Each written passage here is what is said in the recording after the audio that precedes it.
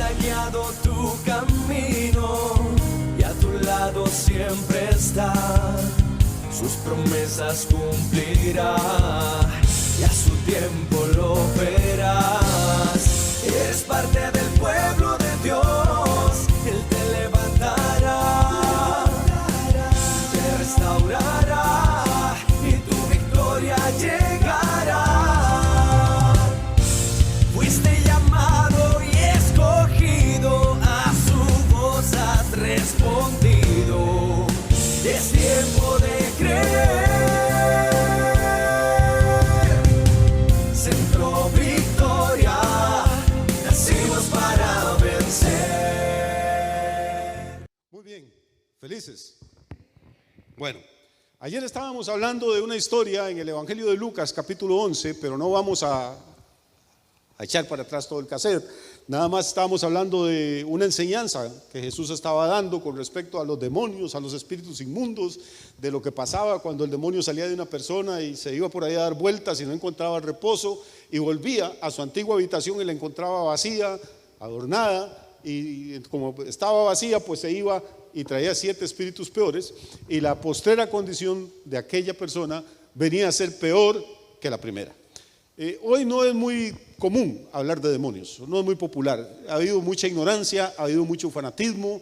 Hay iglesias donde si suena una puerta o si alguien jala una silla y hay un chillido, entonces la gente empieza a reprender demonios. Hay casos de personas que dicen que están endemoniadas y lo que tienen es un trastorno psiquiátrico o psicológico, y si el pastor o los hermanos no saben, pues empiezan a imponerle manos y a hacerle más grave el problema que tiene, porque va a irse convencido o convencida de que sí está poseído por algún espíritu inmundo.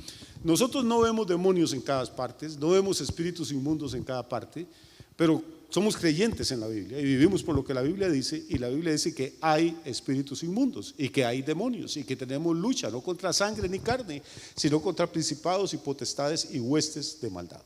Hay 2 errores gravísimos que se pueden cometer con este tema. Uno es todo lo malo que acontece atribuirlo a demonios. Entonces la responsabilidad del hombre desaparece. Pues todo fue el diablo el que me hizo hacerlo. Pastor, venía para el culto y usted sabe lo que es el diablo malo. Cuando me di cuenta, me equivoqué de entrada y en vez de bajar acá para la finca, cogí a la izquierda y me metí al bar, pastor. ¿Qué diablo que es malo? No, deje el de payasada, ese no fue el diablo, fue usted que venía con sed. Salud. Pero no le eche la culpa al diablo. Y lo otro es pues ser totalmente escépticos y decir no hay demonios, no hay ángeles, eso es como creer en los brujos y no hay. No, que los hay, los hay. Como dicen los gallegos, yo no acredito en las meigas, es que las hay, las hay. Yo no creo en las brujas, pero que las hay, las hay. Entonces no es que creemos todo lo que vemos, no es que creemos todo lo que oímos, pero tampoco podemos cerrarnos a que la Biblia desde el Antiguo Testamento hasta el final habla de potestades demoníacas, habla de personajes que no tienen un cuerpo de carne y hueso, pero que son reales, que tienen inteligencia, que tienen poder. De hecho, uno de los títulos que la Biblia le da es potestades, y potestades significa poder. Y si usted empieza a leer la Biblia desde el capítulo 3 de Génesis, ya en el 3er capítulo aparece Satanás, y si se va hasta Apocalipsis 20, todavía ahí está el tipo dando guerra, y junto con él un ejército de seres poderosos, inteligentes y malvados.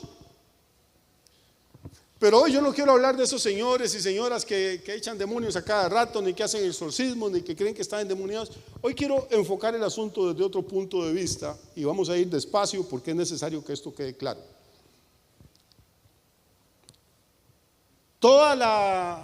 Vamos a ver, la teología evangélica se ha centrado en el hombre o la mujer que están poseídos o endemoniados. Y no solo la evangélica, la católica. Los católicos tienen todo un rito que se llama el exorcismo. Y hay un exorcista, bueno, ya murió, pero hay un exorcista que era el exorcista oficial del Vaticano, el padre Amorth. Y que por cierto un día dijo que el humo del infierno se había colado por las grietas del Vaticano. Y ese era el exorcista oficial de la Iglesia Católica. Entonces tanto la Iglesia Católica como la evangélica han enfocado su doctrina sobre los espíritus inmundos en la capacidad que estos seres espirituales tienen para entrar al cuerpo de una persona, para afectar su mente, para afectar su conducta. Y los evangelios hablan montones de ocasiones en las que Jesús echó fuera demonios. A veces había un espíritu inmundo de una persona, A veces había 7, como aquella mujer de Magdala, y a veces había miles. Como no ocupan espacio, ¿y por qué digo miles? Porque si usted lee lo del endemoniado Gadareno era de Gadara, una región limítrofe de Israel. Una vez el predicador estaba hablando del endemoniado ganadero. No era ganadero, era gadareno, que es otra cosa, de Gadara. Y dice que los espíritus, cuando Jesús les dijo, ¿cómo te llamas? Dijeron, legión, porque somos muchos. Y al final salieron y mataron como 2,000 chanchos. Entonces, seguro que sí eran muchos. Por lo menos 2,000. Imagínense qué terrible situación la de este hombre. Entonces, hay personas que uno ve pues que tienen trastornos psiquiátricos, problemas psicológicos, problemas serios emocionales. Hay personas que están enfermos, hay personas, lo que sea, pero no es que están endemoniados. Pero hay gente que sí están endemoniados. Casi que no se necesita ni discernimiento, con solo verle los ojos a algunas personas, porque los ojos son la ventana del alma, casi que se ve el bicho que vive adentro. Pero repito, no quiero hablar de eso esta mañana, sino de otra esfera en la que estos espíritus actúan, no en la individual, sino en la social, en la colectiva. No quiero hablar de hombres y mujeres poseídos por demonios, quiero hablar de sociedades endemoniadas, poseídas por espíritus inmundos. ¿Y por qué quiero hablar de esto? Por 2 razones. Uno, porque la Biblia habla de eso, aunque la gente normalmente no lo ve, la Biblia habla de eso. Y 2, porque yo tengo la sospecha de que estamos viviendo en una cultura y en una sociedad que está completamente demonizada, completamente endemoniada. No quiero decir que la gente que anda por ahí por la calle anda con un montón de diablos como el exorcista, no. Lo que estoy viendo es la cultura, las estructuras políticas, las estructuras culturales, las estructuras económicas, las estructuras religiosas están siendo controladas por seres espirituales. Ahora hay mucha payasada que hablan que si las teorías de la conspiración, que si los Illuminati, que si los masones, que si los Rosacruces, que si Bill Gates. Yo no creo en nada de estas cosas, esos son títeres. El problema no son estos seres humanos, el problema son las potestades, las fuerzas espirituales que están operando detrás de esas personas y que están moldeando toda la manera de pensar del planeta entero, por primera vez en la historia. Así es que vamos a ir despacio, ¿les parece? No va a ser fácil, pero como ustedes son personas inteligentes y yo voy a tratar de ir despacio, yo creo que vamos a salir de aquí con un concepto más claro de lo que estoy tratando de decir. Número 1, entonces la Biblia enseña que existen seres espirituales que operan no a nivel individual, sino a nivel de países o de regiones. Lea el libro de Daniel. Daniel estaba orando, estaba ayunando y fue visitado por un ángel de Dios, por el ángel Gabriel. Tenía 3 semanas de interceder, de orar, y no pasaba nada, pero al cabo de las 3 semanas Gabriel aparece sudando y le dice: ay, Daniel, desde el primer día que dispusiste tu corazón para clamar, tu oración fue escuchada y me mandaron, pero el príncipe de Persia se me opuso. ¿Cuál príncipe de Persia? Persia tenía un rey de carne y hueso sentado en el trono. Gabriel viene desde el trono de Dios. ¿Cómo el rey de Persia, de carne y hueso, físico, se iba a oponer a un ángel de Dios como Gabriel? Lo que ocurre es que en el imperio persa, pues tiene su rey, tiene su trono, se moría ese y venía otro, pero no importa quién ocupara el trono, no importa el nombre del varón que se sentara en ese trono, había un espíritu que controlaba todo el imperio persa. Persia dejó de llamarse Persia y hoy es lo que conocemos como Irán.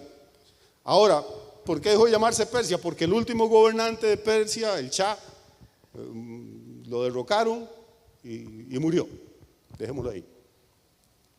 Pero el hecho de que se haya muerto este señor o que le hayan cambiado el nombre al país no significa que se murió el espíritu que desde hace siglos controla esa región.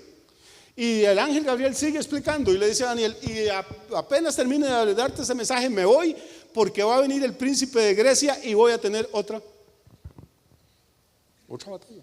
Quiere decir que Grecia, con toda su cultura, su filosofía, sus esculturas, su pintura, sus olimpiadas, con todo lo que nos marcó a nosotros, la cultura griega, era una cultura también que estaba controlada por un príncipe. Por eso la Biblia no solo habla de potestades, habla de principados. Los principados controlan regiones geográficas específicas. Y repito, podemos tener el sistema político, puede ser feudal, puede ser tribal, puede ser monárquico, puede ser republicano, puede ponerle como nombre que usted quiera, Pero no importa quién se siente en la silla presidencial o quién se siente en el trono, detrás de esa persona hay siempre una fuerza o un personaje espiritual influyendo. ¿Es esto claro, hermanos? No. Muy bien.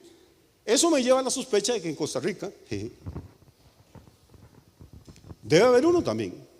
Así como había un príncipe de Grecia y uno de Persia, tiene que haber uno de Costa Rica. Probablemente no sea muy grande, pero lo hay. Como habrá uno en Estados Unidos, como habrá uno en China, como habrá uno que controla las decisiones políticas y económicas de esta gente. Entonces la Biblia sí habla de eso. Pablo en Efesios capítulo 2 habla del príncipe de la potestad del aire. O sea, hay una jerarquía espiritual. Y repito, no me quiero meter en excesos de fanatismo ni nada, pero la Biblia es muy clara. Hay una jerarquía espiritual, hay un príncipe que es el príncipe de la potestad del aire. Ese a su vez tiene bajo su mando principados. ¿Qué son estos principados? Los que controlan diferentes naciones, territorios, reinos, países, como usted quiera llamarlo. Y supongo, si seguimos en eso, que si hay un principado sobre Costa Rica, pues ese tendrá 7 demonillos más chiquitillos, uno que controla San José, otro Guanacaste, otro Limón, otro Punta Arenas, y usted va a cada uno de estos lugares y ve que la cultura es diferente, la música es diferente, los pecados son diferentes, de un lugar a otro. Y si seguimos en eso, debería haber uno que estuviera sobre San Isidro el General, ¿sí? Y algunos sobre Barrio Morazán. ¿O no? Ya es casi como ayudante peón, nada más. Por eso a veces la gente llega a una iglesia y dice: pastor, aquí vengo, es que siento que estoy poseído por Satanás, échemelo fuera. Sea payaso, ¿cómo estás poseído por el diablo? Si acaso un ayudante de guarda, si acaso, pues, ni que usted fuera. Y usted oye a los pastores zapateando y gritando y echando más espuma que el demonio. Satanás, te ordeno que salga. Pero ¿cómo va a salir Satanás? Satanás está por allá a otro lado, no lo moleste. Eso es cualquier bicho. Hacen un show y hacen una escena precisamente por ignorar lo que las escrituras dicen. ¿Siguen conmigo o ya los perdí? Ahora sí, vamos a ir a la primera carta de Juan.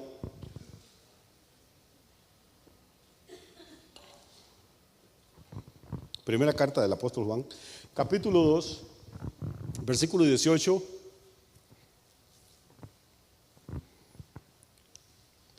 Vamos a ver lo que escribió Juan hace casi 2000 años. Dice: hijitos, ya es el último tiempo. O sea, si hace 2000 años ya era el último tiempo, imaginen cómo estaremos nosotros.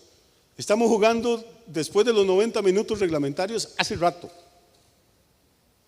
Estamos jugando tiempo extra. Hijitos, ya es el último tiempo, y según vosotros oísteis que el anticristo viene. O sea, en la primera iglesia, en la iglesia primitiva, dice Juan que ya todos los hermanos habían oído que el anticristo venía.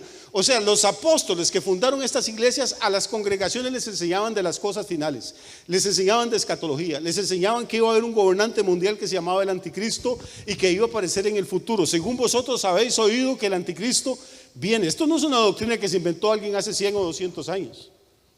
Desde hace más de 2000 años los verdaderos cristianos sabían, porque los apóstoles les enseñaban, que en el futuro se iba a levantar un personaje terrible que se llamaba el anticristo. Pero note lo que aclara Juan: ya es el último tiempo, y según vosotros oísteis que el anticristo viene, así ahora han surgido muchos anticristos. Por esto conocemos que es el último tiempo. Note aquí hay, por favor, voy despacio. Una cosa es el anticristo, ese personaje que se va a manifestar en un futuro muy próximo, que va a ser un gobernante mundial. Y otra cosa son los anticristos. Voy de nuevo. Ya es el último tiempo, hijitos, ya es el último tiempo, y según vosotros habéis oído que el anticristo viene, así ahora han surgido ¿qué? Muchos, 2, 3, 4, no, muchos. ¿Y cuándo es ahora? En la época en que Juan está escribiendo esto, hermano, hace 2000 años han surgido muchos anticristos. Por eso conocemos que es el último tiempo. Verso 19, vamos a leer hasta el 22. Salieron de nosotros, pero no eran de nosotros, porque si hubiesen sido de nosotros, habrían permanecido con nosotros. pero salieron para que se manifestase que no todos son de nosotros.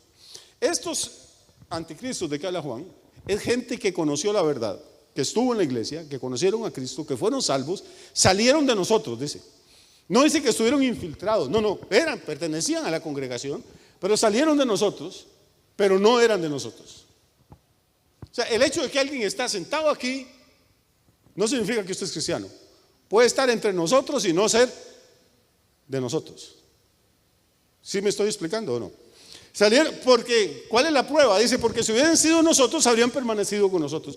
¿Cómo sé yo que estoy sentado aquí si soy o no soy? Bueno, es muy fácil, hay una prueba, la prueba de la permanencia. Podemos desanimarnos, podemos resbalarnos, podemos tropezar, pero el que es de Dios tarde o temprano vuelve y permanece, porque Él nos escogió para que llevemos fruto y para que nuestro fruto permanezca. Es como el hijo pródigo, se puede ir lejos de la casa del padre, puede dilapidar su fortuna, sus dones, su vida, su salud, sus bienes, su talento, pero algún día usted va a recordar dónde comía bueno, algún día va a recordar dónde era aceptado, algún día va a recordar dónde era honrado, y entonces se va a levantar de la porqueriza y va a volver a la casa del padre arrepentido. Vamos a ir al versículo 20. Pero vosotros tenéis la unción del Santo. ¿Qué pasa cuando alguien tiene la unción del Santo? ¿Qué le va a pasar a la persona? Conoce todas las cosas, hermano. La unción no es para pegar gritos, la unción no es para zapatear, la unción no es para empujar viejos para que se caigan al suelo y hacer todos esos shows que hacen en las iglesias. La unción es para conocer. Si usted tiene la unción verdadera, no lo van a engañar. La unción, el Espíritu de Dios, lo va a llevar a toda la verdad. Entre más habla la gente de unción y más grita y más zapatea y más show hace, menos unción hay. Lo están engañando. Lo que quieren es que usted no entienda, que no sepa, que no aprenda. La unción le enseña todas las cosas. El Espíritu, dijo Jesús, va a venir y va a tomar de lo mío y se lo va a hacer saber. Lea, no me crea a mí, lea su Nuevo Testamento, y cada vez que habla de unción tiene que ver con conocimiento, tiene que ver con revelación, tiene que ver con caminar en la verdad, no en emociones. Que a mí me gustan los brincos, me gustan los gritos, me gusta la pachanga, me gusta, bueno, pues entonces hago una pachanga en mi casa, pero el templo es otra cosa, es para enseñar la verdad, es para adorar a Dios. Vosotros tenéis la unción del Santo y conocéis todas las cosas. Sigamos, no os he escrito como si ignoraseis la verdad, sino porque la conocéis y porque ninguna mentira procede de la verdad. Versículo 22. ¿Quién es el mentiroso? Sino el que niega que Jesús es el Cristo. Este es el anticristo, el que niega al Padre y al Hijo. Muy bien, entonces anti significa en contra, es un prefijo griego, significa en contra de. Anticristo es quien se opone a Cristo. Y entonces una sociedad entera, y repito, yo creo y estoy persuadido que va a haber un ser humano, un hombre, un individuo específico que se va a llamar el anticristo.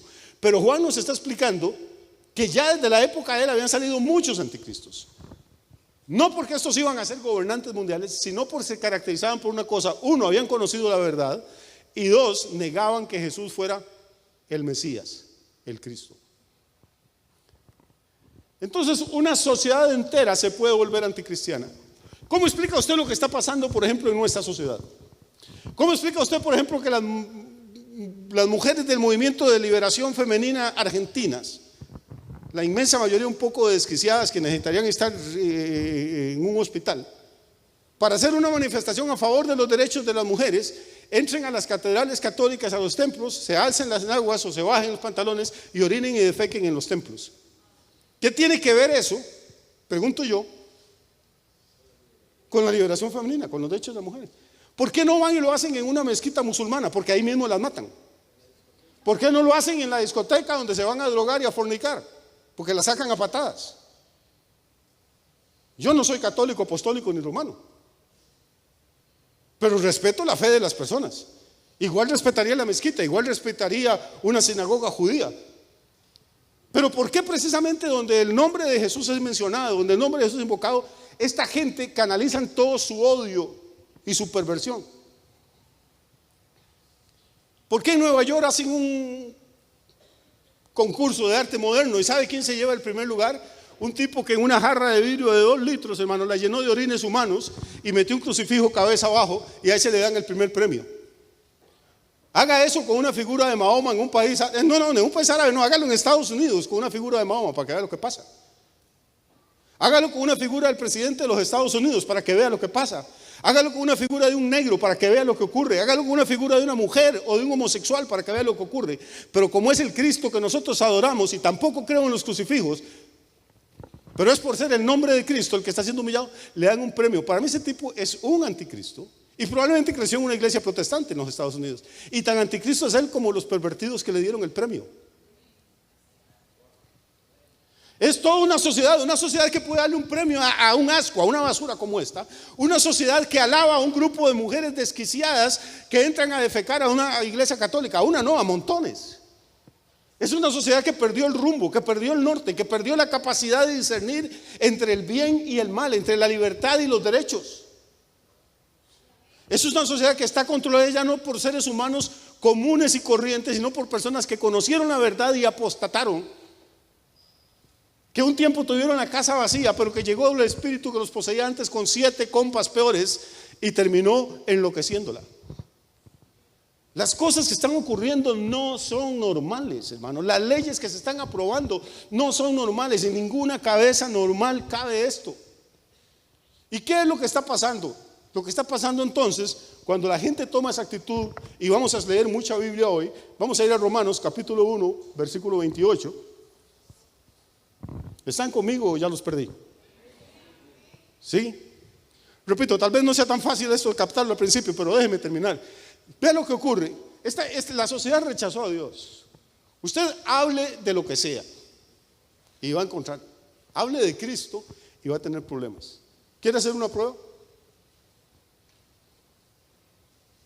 Búsquese a sus 10 amiguitos del alma o amiguitas y dígale: mira, mañana o esta noche vamos a tener una fiesta en casa. Compré unos cortes de carne buenísimos, tengo la parrilla lista, compré 2 litros de Johnny Walker, tengo un poco de six pack ahí enfriándose. Podrías llegarte. Usted invita a 10 y le llegan 25 contando los paracaidistas. Haga el mismo experimento, pero dígale: mira, hoy en la noche a las 7 en mi casa vamos a tener un estudio de la Biblia, vamos a estar hablando por las familias. Dígale a 10 a ver cuántos llegan.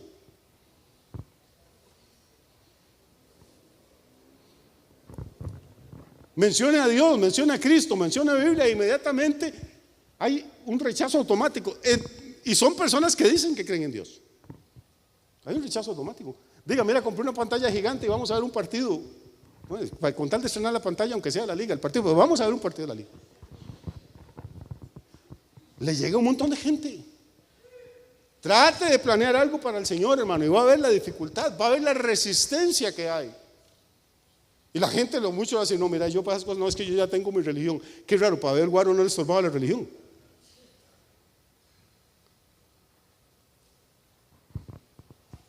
Ahora, si dice que tiene unas 100 rayas disponibles, de campo, hermano, porque ahí le llegan como Winnie Pooh con la nariz metida dentro del tarrito.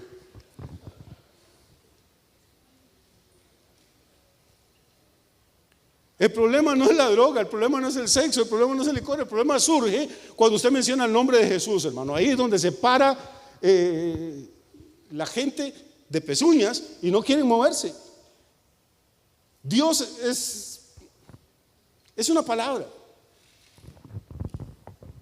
Artistas pervertidos terminan el concierto: Dios los bendiga, y toda la gente, un Dios en el que ni siquiera creen. ¿Qué dice Romanos 1:28? ¿Qué es lo que está pasando? ¿Por qué está pasando lo que está ocurriendo? Romanos 1:28 dice: y como ellos, o sea, la sociedad en pleno, no aprobaron tener en cuenta a Dios. Esto es lo que está ocurriendo. La sociedad decidió no tomar en cuenta a Dios. No sé si recuerdan cuando Carlos Alvarado quedó electo como presidente. ¿Alguien recuerda eso? Fue algo maravilloso para este país. Y me acuerdo como si fuera cuando la selección de fútbol, para decirle de alguna forma, fue a competir al Campeonato Mundial a Rusia. Y él, como presidente de la República, tenía que juramentarlos tradicionalmente, aunque el presidente haya sido ateo o lo que sea. Siempre el juramento dice: juráis por Dios y por la patria. ¿Sabe cuál fue el juramento que les hizo este señor? Juráis por la patria y por la Federación de Fútbol. Y la gente aplaudía y dice, ¿qué presidente más moderno? Y es rockero, hermano. Una maravilla. Juráis por la patria y la federación. Se puede hacer más ridículo. Se puede respetar más la fe de todos esos millones de católicos y evangélicos y musulmanes y que creen en un Dios y testigos de Jehová y mormones. Me los paso por donde sea. Es Dios y la Federación de Fútbol. Por eso hicimos ese maravilloso espectáculo que vimos en Rusia. Por eso el entrenador estuvo 6 meses escondido sin poder salir de la casa.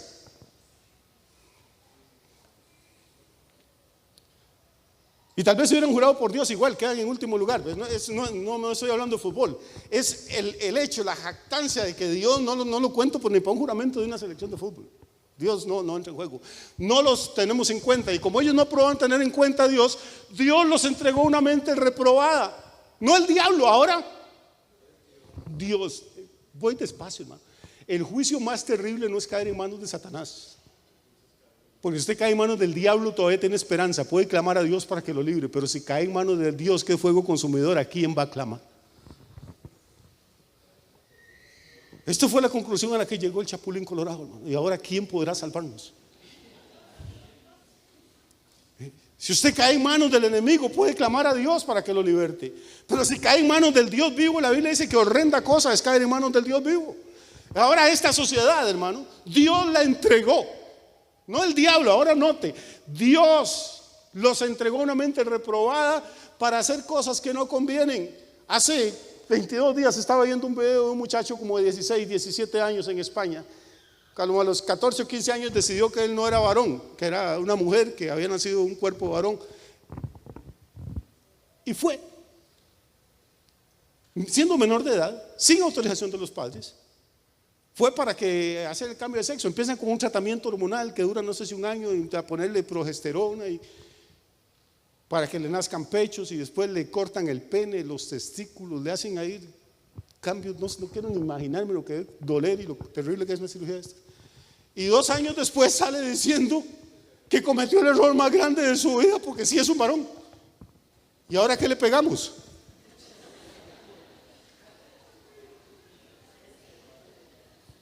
¿Cómo es posible que si una persona tiene 15 años de edad no puede entrar a tomar a un bar? ¿Cómo es posible que tiene 15 años de edad, no le dan una licencia para conducir, pero tiene 15 años de edad y puede ir a pedir todas las pastillas para planificar que quiera, puede ir a pedir hormonas que le van a alterar el cuerpo para el resto de la vida? Y son personas normalmente inteligentes las que están diseñando estas leyes, y son médicos profesionales los que las están implementando, y son clínicas profesionales para hacer cosas que no convienen. ¿Cómo es posible que pasemos leyes diciendo que es bueno que 100,000 mujeres aborten por año en un país y que asesinen a 100,000 niños? Ay, pastor, pero es que hay que considerar, mire, una niñita de 11 años que la agarran unos salvajes y la violan y queda embarazada, pastor. Y siempre usan el caso trágico, el que casi no existe, para justificar los millones de niños que asesinan años con años. Hay muchas formas de planificar hoy en día. Puede comprar pastillas, puede comprar inyecciones, puede comprar espumas espermaticidas, puede comprar preservativos, puede cerrar las piernitas, puede hacer muchas cosas.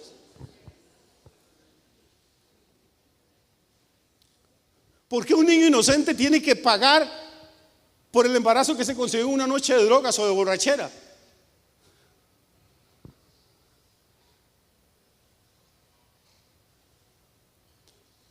En Costa Rica, hermano, hay leyes, hay una normativa jurídica que protege la vida de la mujer en caso de un embarazo riesgoso. La hay. Pero hace 15 días estaba aquí una representante africana de las Naciones Unidas presionando al gobierno para que amplíen la ley del aborto y que la mujer pueda abortar por cualquier causa. La ley protege la vida de la madre en Costa Rica desde hace años, no ahora.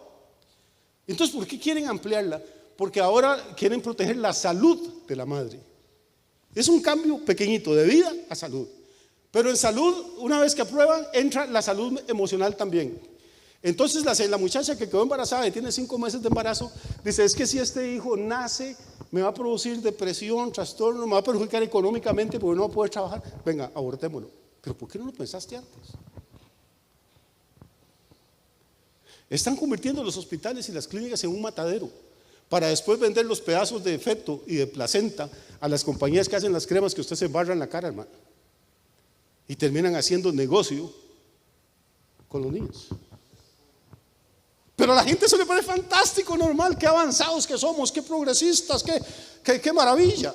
Qué bonito que su mamá hubiera pensado así, lo hubiera abortado a usted. A ver si le parece tan maravilloso. ¿Quién es esta señora que vino a presionar al gobierno? Nadie sabe. Si le doy a usted 1 millón de colones, si me dice el nombre, nadie sabe. Es más, muchos ni se enteraron que vino ni que se fue. ¿Qué título académico tiene? Ninguno. ¿Por qué le paga una fortuna a las Naciones Unidas para que viaje por el mundo promoviendo esto?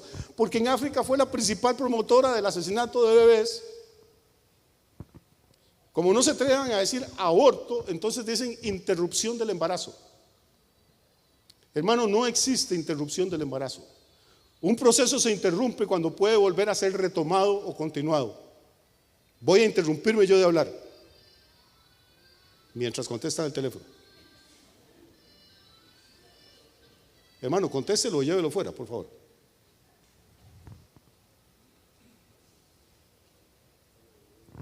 Me interrumpí, ahora retomo el discurso. Pero si usted va y aborta e interrumpe su embarazo a los 4 meses, no puede volver al mes siguiente y decir, voy a tomar el bebé otra vez, ahora ya va de 5 y medio. No interrumpió nada, lo mató. Pero para suavizar la píldora, lo mandemos así. En plena pandemia, Bolivia necesitaba $80 millones, un préstamo de urgencia. Y lo pidió al Fondo Monetario Internacional, que no tiene 80, ni 800, ni 8.000, ni 80.000, no sabe cuánta plata tiene. Y le dijeron, encantado, les facilitamos los 80 millones, un crédito blando con una tasa de interés bien baja, una sola condición, tienen que aprobar la ley a favor del aborto. ¿Qué tiene que ver el aborto con $80 millones que necesita un gobierno? No me pregunte a mí. Pero hay una política a nivel mundial, a nivel planetario. Hay una sociedad que se está demonizando, que considera que el asesinato es algo bueno. Y no se extrañe porque digo asesinato, y si me censura YouTube, pues ¿qué vamos a hacer? Pero es que el paso que sigue ahorita ya no es solo el aborto, ya están las leyes para la eutanasia. Entonces pues no, estoy cansado de vivir, debo mucha plata y no quiero a mi mujer, vengo a que me maten. Le vamos a poner un psicólogo ahí durante 3 meses y después sigue, lo matamos. Genial. O sea, suicidarse pero causándole gastos al gobierno. Si usted es psicólogo o psicóloga y llega un menor de edad y le dice que quizá tiene el sexo equivocado y que quiere cambiarse de género o de sexo, porque en realidad no hay género, y usted lo atiende, usted se puede ir a la cárcel. Tiene que apoyarlo y decirle que sí, que tiene razón. Entonces yo soy psicólogo profesional y llega un señor a mi consultor y me dice que se siente un elefante. Yo tengo que decirle que sí, porque si le digo que no, que es un ser humano, puedo terminar en la cárcel, me pueden quitar la licencia profesional. Llegamos a un punto, hermano, en que la sociedad enloqueció, que ya no se habla de transgénero, ahora se habla de transespecie, de personas que no se sienten humanos, unos se sienten ángeles, otros extraterrestres, otros dinosaurios, y que usted tiene que tratarlos según ellos se autoperciban. ¿Y cómo diablos sé yo cómo se autopercibe alguien? Tiene que andar usted con una camiseta ahí encima de los 2 pechos que diga soy varón, para poder decir Señor, ¿cómo está? O tiene que andar con una tichera ahí donde se le ve todo el six pack y los músculos que diga soy niña. ¿Recuerda a este señor en Argentina? 62 años de edad, y dijo que se percibía como una niña de 4 años. Y entonces una familia que tiene una niña de 3 lo adoptó. Y entonces le ponen mantillita, calzoncitos con gasilla y una chupeta a un viejo de 62 años que ahí me lo prestaran a mí 10 minutos, hermano, para que vea cómo le cambiamos la autopercepción.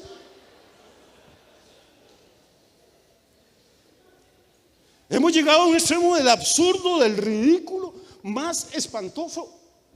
La gente no se da cuenta, esto ya es una enfermedad mental, es lo que la Biblia llama una mente reprobada. Una mente reprobada es incapaz de distinguir entre lo verdadero y lo falso. Una mente reprobada es incapaz de discernir entre lo bueno y lo malo. Y eso es lo que está pasando.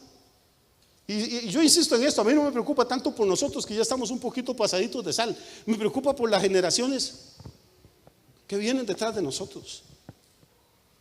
Mi esperanza es que no debe quedarnos mucho tiempo antes de que el juicio de Dios se manifieste, porque el juicio de Dios se manifiesta cada vez que una sociedad queda endemoniada colectivamente. Y voy a probárselo con la Biblia. ¿Aguantan 10 minutos más? Ok.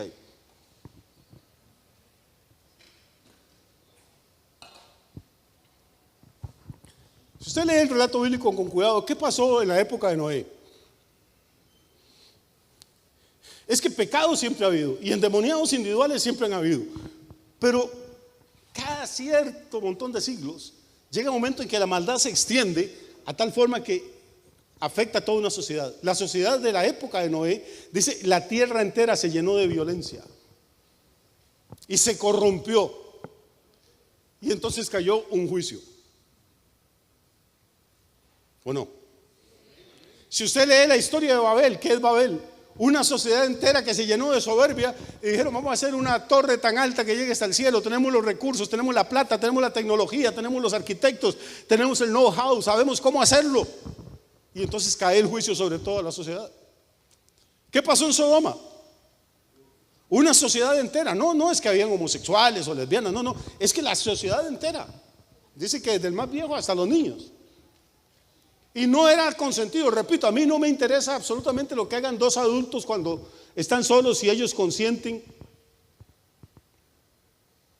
Gustos son gustos. La Biblia tiene sus normas, pues usted se las quiere saltar, eso es allá usted. Aquí no estamos hablando de si hay lesbianas o si hay gays, eso no. Ni estoy hablando de que ser gay o ser lesbiana lo hace a usted más pecador que yo. Porque igual de pecador es el adúltero, igual de pecador el fornicario, igual de pecador es el idólatra, el borracho, el mentiroso. Aquí no estamos hablando de eso. Estamos hablando de cuando una sociedad entera, que fue lo que pasó en Sodoma. Entonces, ¿qué pasa con Sodoma? Cae el juicio. Hay juicios personales, pero hay juicios corporativos, hay juicios sociales. Y esta sociedad nuestra está entrando a un punto de no retorno, hermano. A un punto donde ya han despreciado. Ninguna generación ha oído tanto el evangelio. Ninguna generación ha sido expuesta a tantos millones y millones de sermones y mensajes, estudios bíblicos, toneladas de libros salen de las imprentas cada año, cientos de programas de televisión, miles de programas de radio en todas las lenguas, en todos los idiomas, predicadores, iglesias, templos en cada esquina. Dios multiplica las oportunidades. El apóstol Pedro, escribiendo acerca de la época del diluvio, dice: en los cuales Dios, teniendo paciencia, les tuvo paciencia, años, siglos, hasta que llegó el momento en que la paciencia de Dios se agotó y alcanzaron el punto de no retorno. Y yo siento que esta sociedad ya está alcanzando el punto de no retorno. Hubo sociedades que se cambiaron antes de, ¿se acuerda de Nínive? Venía un juicio sobre toda la ciudad de Nínive, no sobre 4 gatos, ni sobre el rey, ni sobre los pordioseros, la ciudad entera. El juicio era colectivo, porque toda la sociedad se había corrompido. Pero Dios en su misericordia envió a Jonás, y ellos oyeron el sermón, se arrepintieron y se convirtieron. No habían llegado al punto donde que ya no se puede volver atrás. Pero yo no sé si esta sociedad todavía tendrá esperanzas. Yo supongo que no. Supongo que estos espíritus inmundos, por algo la Biblia dice espíritus inmundos, pues son pervertidos, sucios, destructores. Están infiltrando todas las áreas de la sociedad, los gobiernos, las Naciones Unidas, el arte, la cultura, el deporte, las iglesias.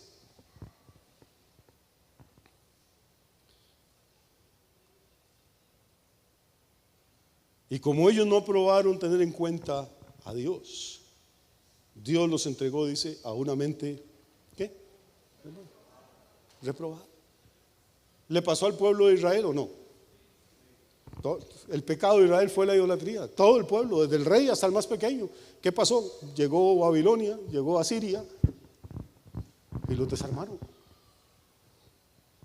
¿Qué es lo que sigue para nosotros? Pues si la sociedad se ha endemoniado colectivamente, tendrá que venir un juicio colectivo. Y ese juicio colectivo la Biblia le llama la gran tribulación. Eso es realmente. Hemos hablado mucho de la gran tribulación. Pero ¿qué es la gran tribulación? Es la última palabra de Dios para una generación que no quiso oír, que no quiso arrepentirse, que no quiso tomar en cuenta a Dios. ¿Sabe qué dice la Escritura? Dice: estos se ignoran voluntariamente.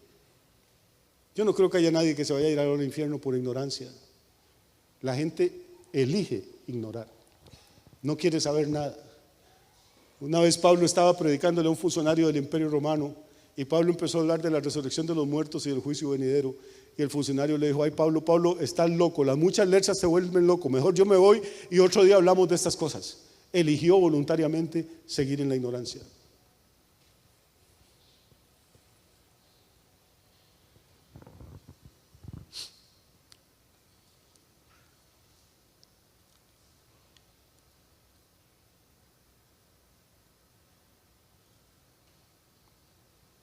¿Sabe qué está pasando en España? Yo sigo muy de cerca lo que pasa en España. España es un país experimental para todo este movimiento que hay, y Costa Rica también. En España le están prohibiendo a los agricultores producir. No pueden producir fresas, no pueden producir carne, ahora los ganaderos no pueden producir muchísimas cosas que España exportaba.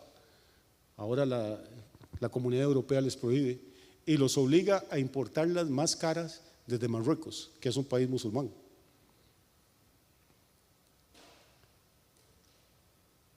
Y uno dice, pero ¿en qué cabeza cabe eso? En la misma que un país como Costa Rica, que teníamos Pejivalle, que era el distrito que producía más frijoles de Costa Rica.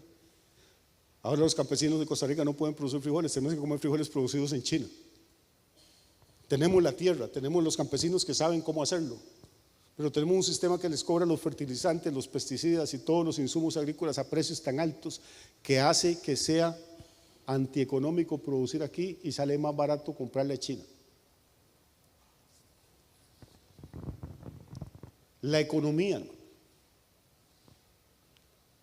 el sistema económico está loco. Ayer me di cuenta de cuánto ganaba un jugador de la liga, no voy a decir el nombre, pero me contaron que le estaban pagando $60,000 por mes. En Costa Rica, $60,000 por mes a un jugador de fútbol.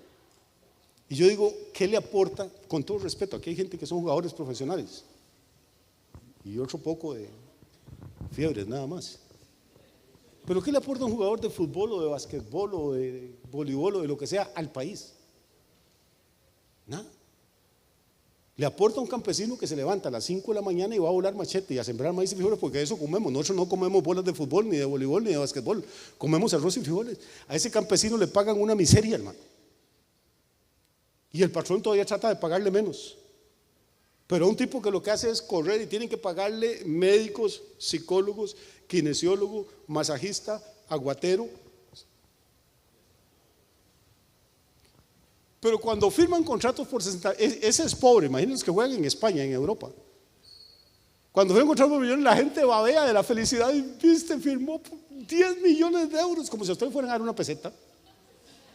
Ese tipo se lo encuentra usted en la calle y no le dice hola, usted le dice buenos días y sigue caminando, no lo vuelve a ver, pero usted se alegra. Pero dígale que el pastor de ahí a la par gana 5 millones por mes, para que vea usted la gente hablando. Ladrones, sinvergüenzas, idiotas que pagan los diezmos.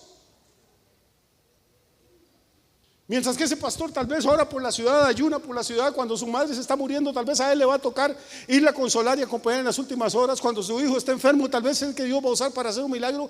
La gente que puede influir en su vida es basura, porque vivimos en una sociedad a la que no le interesa saber nada de Dios. Todo lo que usted hable de Dios es negativo.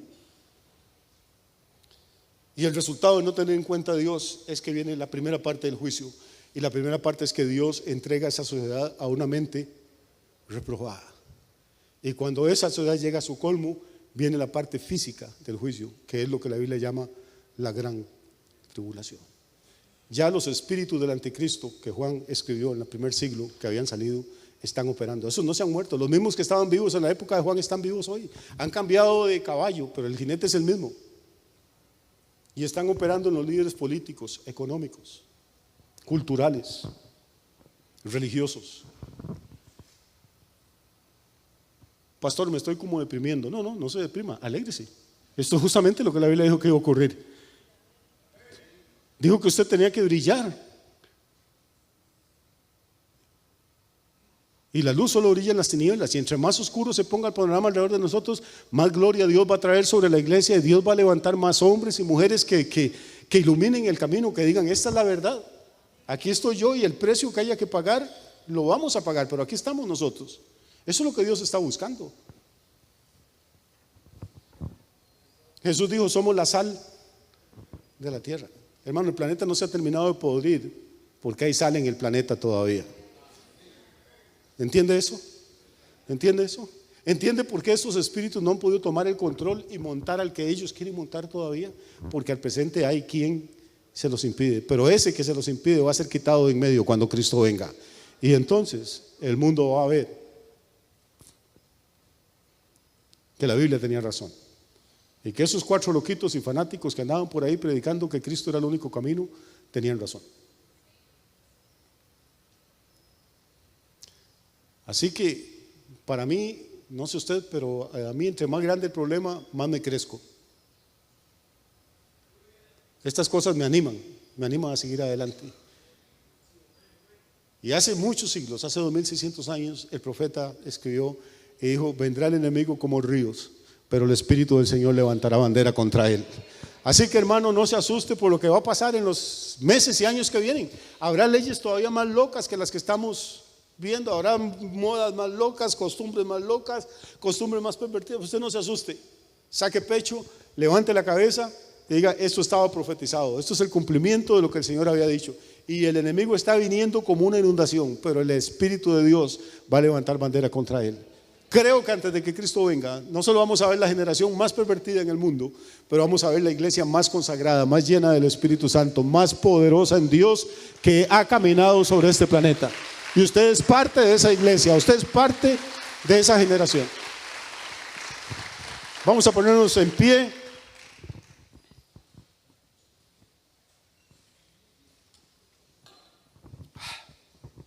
No sé usted, pero ¿por qué no levantamos las manos y le damos gracias a Dios por esta semana que empieza, por esta oportunidad que nos da de brillar en medio de la oscuridad?